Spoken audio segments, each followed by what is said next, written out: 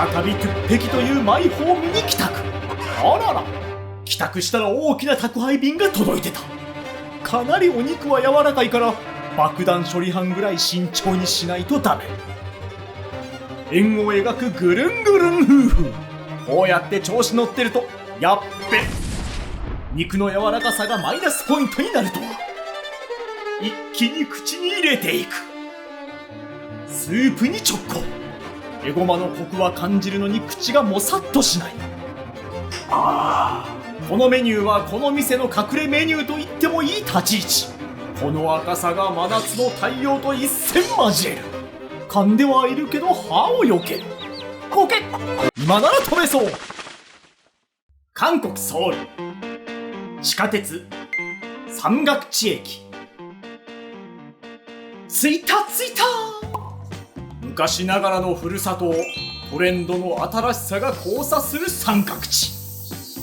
もうえらい暑いわ。さて今日行くところはこっち。今日は一体何の日でしょうか。はい、大正解。春木ですね。つまり三下丹日和とか言いながら山岳地の街をこちわさびが今日も行く。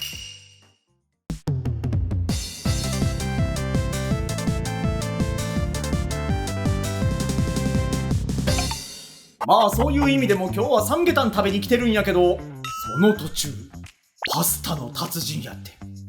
パスタか、ええやん。でも上にはアサヒスーパードライ。しかも和食ダイニング、ジャパニーズ&イタリアンキッチン。日本人が韓国でボーノーって叫んでる感じ全然ちゃうやろ。すまん、今日はパスタちゃう。達人はまた次回。3番出口を出たら1本目の路地。そこを入っていくと、あら焼き鳥、慶長。耳を傾けるってことかな。鳥は周囲の音に敏感で少しの物音にもよく反応する。鳥年やからね。スイーツのポスターがめちゃくちゃ貼られてる。どれがメインなんかわからんけど、今日のメインディッシュはただ一つ。着いた。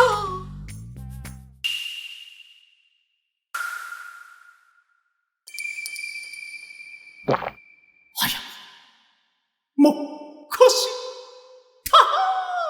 아직 안 드신 분들도 삼계탕으로 몸보신 하세요. 今日のお店は분영 삼계탕。ホットプレイスの真ん中に急に現れる老舗館。それもそのはず、1990年創業。こんなウニはここ埋まってるに違いない。こけ、おっと出てしまった。ってことで入店です。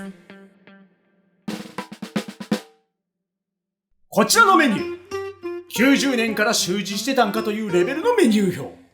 三下丹、エゴマ入り三下丹、両方ともパン下丹もある。あとはタッポックンタンやペクスなどモンボシンのオンパレード。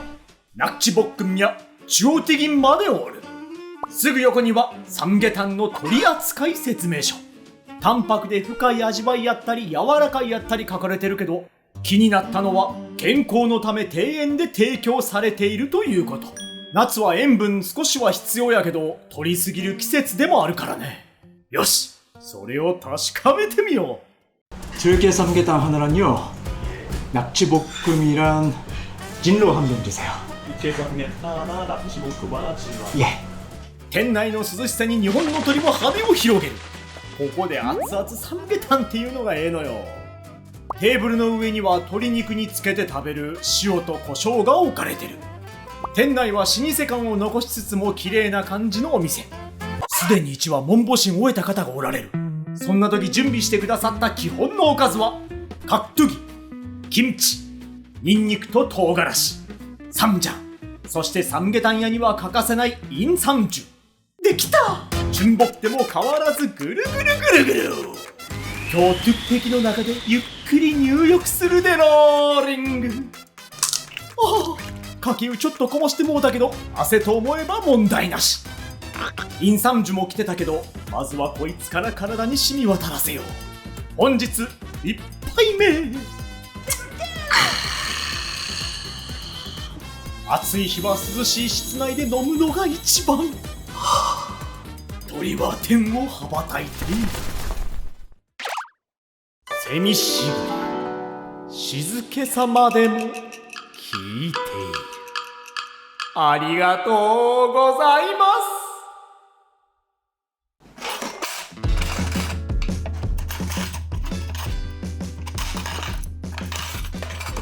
ちょっと手こずってもうたけど、格闘技は手こずることなんてない。初手の二段重ね、ガマちゃんへのおやつ。さっき壁にも書いてあったよな。直接つけられているサムゲタンの強力パートナー。三味に背中を押されてやっぱり動く。格闘技はすでに確認する。じゃあこいつも一口いっておこう。キムチ。持ち上げたと同時にグラスが傾く。おかずだけで味いっぱい。気合を入れてパクリ。格闘技もそうやったけど、基本のキムチもサムゲタンにはよう合う気がする味付け。味いっぱいが止まらんやん。あ、これもいっぱい入れとこか。これはサムゲタン屋の常時開催されてるイベントみたいなもんやから、インサムジュもグイッと。イベント終了後、店内に響く一匹の鳥。俺のことちゃうで。コケココー。俺が泣いてるわ。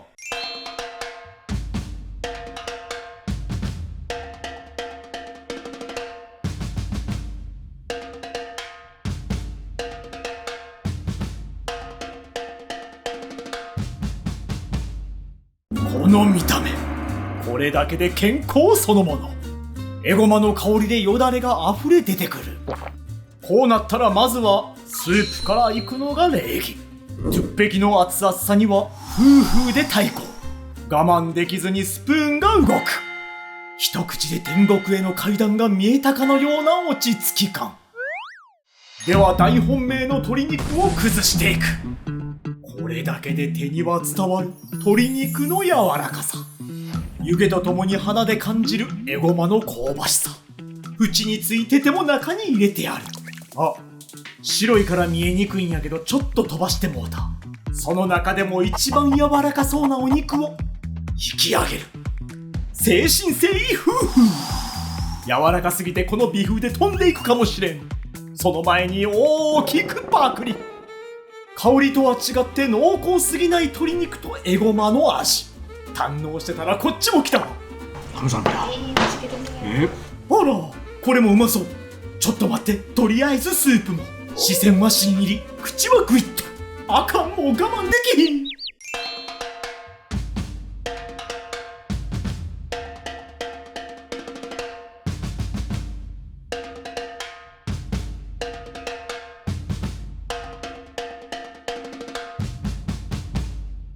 今日のこの淡白さとは逆サイドに位置するこの色。これはこれでまた食欲がそそる。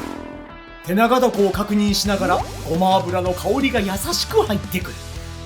まずはやはり手長床だけに集合をかける。ダブルではない、トリプルで勝負や。思考よれ。このメニューはこの店の隠れメニューと言ってもいい立ち位置。この赤さが真夏の太陽と一戦交える。一口入れて驚いた。手長床ってこんなに柔らかかったっけ？噛んではいるけど歯をよける。おかわり。最初は甘さを感じるが結構辛くなってくるので要注意。再びトゥッペキというマイホームに帰宅。あらら、帰宅したら大きな宅配便が届いてた。これは手づかみの大きさやねんけど、かなりお肉は柔らかいから爆弾処理班ぐらい慎重にしないとダメ。しかも熱々やし、夏の暑さでくたばる前に指先がくたばってしまう。なんかやばい気がしたから動かさずにフーフーしていこう。円を描くぐるんぐるんフーフー。こうやって調子乗ってると、やっべ、後戻りはもうできない。取れた骨はまずしゃぶる。危機的状況には変わりない。肉の柔らかさがマイナスポイントになるとは。この夏一番という大きさで一気に口に入れていく。ほら、もう骨はスッと抜けるんやから、体に元気がなくても食べやすいと思う。鶏肉の旨味をしっかりと感じた後はスープに直行。ここでチロッ、スプーンの大きさに不満を持ち始めるけど、とりあえずごくり。目に入ったのはこのお玉。これぐらい一気に飲みたいんよ。ここのエゴマ入りサムゲタンは、エゴマのコクは感じるのに口がもさっとしない。ポケッ、今なら飛べそう。スープの慈愛に対抗していく。慈愛と刺激の往復ビンタ。そうなってしまうと俺は喜んでサンドバッグにもなってやろう。エンドレス。ガマちゃんがエゴマの深みを呼び、エゴマがガマちゃんのキレを加速させる。こうなるとマジで交互に行くだけの映像になってまう。救世主として現れたナクチボックンもなんだかんだでおつまみの一杯。手長ダコ漁にネギの収穫。笑みを隠せてはいない。エンドレスを止めることはできなかった。めっちゃ満足そうな表情。復活するエンドレス。ここのナクチボックンは2人以上でお酒を飲む人には頼んでほしい一品。グリングリン夫婦も復活後、腕は急勾配。俺は一人で飲んでるけど、と再確認後、お玉で一口。サムゲタンの後ろに隠れてはいるけど、このヤンニョムのレベルは結構高め。そうそう、徹底的にモンボシンしていかないと。トゥッペキの中にニンニクも入れていく。これは熱でだんだん柔らかくなっていくけど、俺はこの食感が残る感じも大好物。ピリッとするのがまたいいんよ。ここのサムゲタンは一言で言うと派手さよりも安定感。この淡白さがまあ一応やっとこか。お塩、胡椒、フリフリ、これぐらいで十分。鉄壁の中から鶏を救出。塩胡椒に少しつける。実際スープは淡白な感じに作られてるから物足りないと感じる人もいるかもしれんけど、俺は塩胡椒なくても十分かも。鐘の合図で瓶は傾く。でもさっきからずっと目線を感じてるんよね。とりあえず無視してグイッと。一杯後のこのスープ、これが最高。やっぱり無視はできひんな俺。インサムジュ、さっきそのまま飲んだし、たまにするやり方ここで披露しようかな。鉄壁の中に入れる。もう一杯。グツグツ煮立ってる時に入れたらお酒も少し飛ぶしね。インサムジュって普通おちょこ一杯とかで出てくるところ多いやん。結構出してくれたんよ。だから今日は直接入れてみた。こうやって直接入れると高麗人参の香りがもっと強くなる。効いてる気しかない。濃厚すぎないスープにはカッテギもある。サムゲタンは途中から骨との戦い。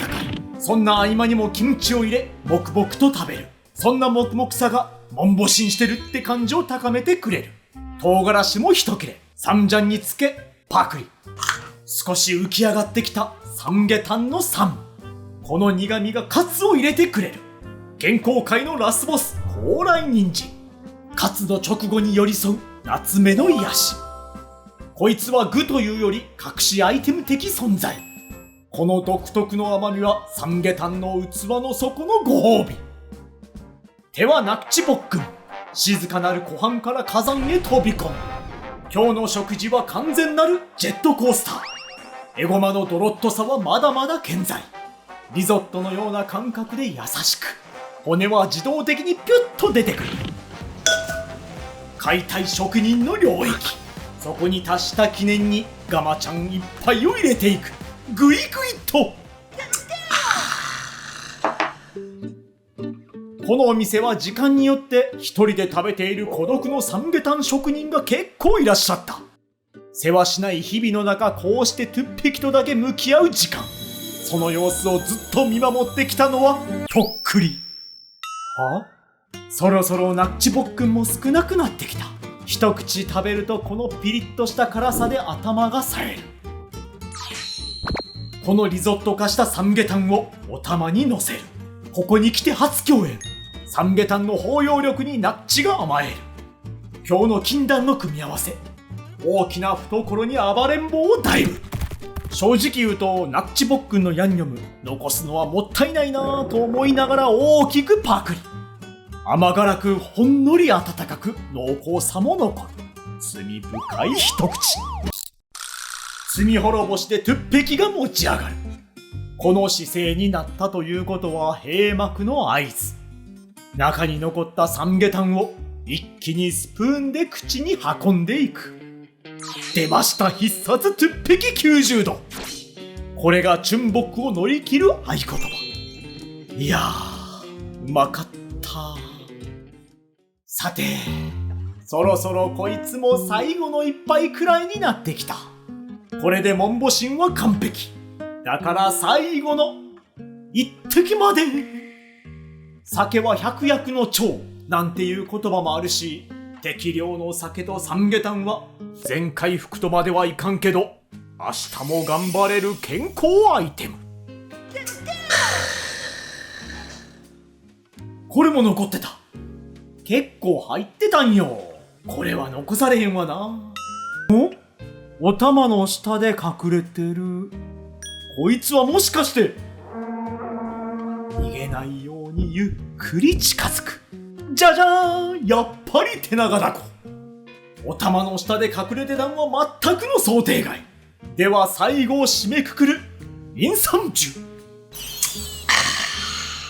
パクッ、やっぱり柔らかい。まだ食べてない人は明日サムゲタンやで。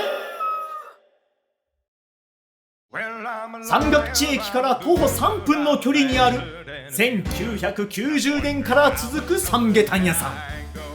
とろけるお肉はもちろん、エゴマの香りで食欲は回復。いやー、大満足やー。帰り際、うわ、びっくりした。ゴミやったんか。掴んでんのゴミ袋やなくて鳥やと思ったわ。今食べてきたばっかりやからさ、俺の首かと思ってしまうやん。さげ、今日鳥に敏感になってるわ。全部鳥のことやと思ってまう。あー、怖っ。騙されるとこやったで。なんて思いながら今日の食物語はこれでおしまい。チェモスンドー。